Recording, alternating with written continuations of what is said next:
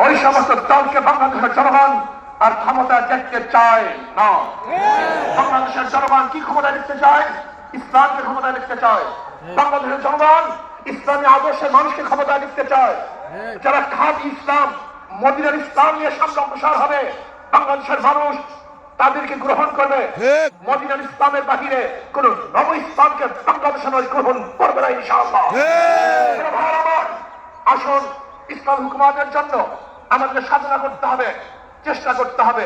আমাদের আন্দোলন এখনো সমাপ্ত হয় নাই, আমাদের সংগ্রাম এখনো শেষ হয় নাই, আমাদের যুদ্ধ এখনো শেষ হয় নাই।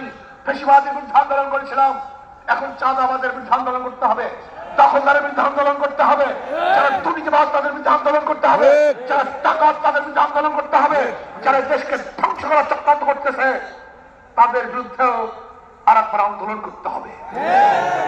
আজকে ভারত আমাদের দেশকে দখল করার চক্রান্ত করতেছে। আমি ভারতকে বলবো, আপনি আমাদের দেশ দখল করার চক্রান্ত করতেছেন, আমাদের দেশের দিকে চক্ষু তুলছেন, আঙ্গুল উঁচা করছেন।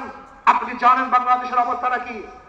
আমরা জীবনভর লড়াই করি, বেঁচে আছি, লড়াই করি, বাঁচবো ইনশাআল্লাহ। আমরা জীবনভর লড়াই করেছি, আরো লড়াই করব, লড়াই করতেই থাকবো।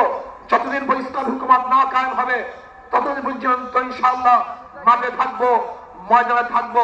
প্রিয় ভাইয়েরা আমার, আগামী নির্বাচন আসতেছে, নহে সমাপ্ত কর্মমদের অবকাশ করেন ইসলামের। আজকের থেকেই আমাদের কাজ শুরু হবে। মাঠে ময়দানে প্রত্যেকটা দাঁড়ে দাঁড়িয়ে ঘরে ঘরে গিয়ে মানুষ ইসলামের কথা বোঝাতে হবে, ভোট আদায় করতে হবে, ইসলামের পক্ষে আমরা ভোট নিয়ে আসবো।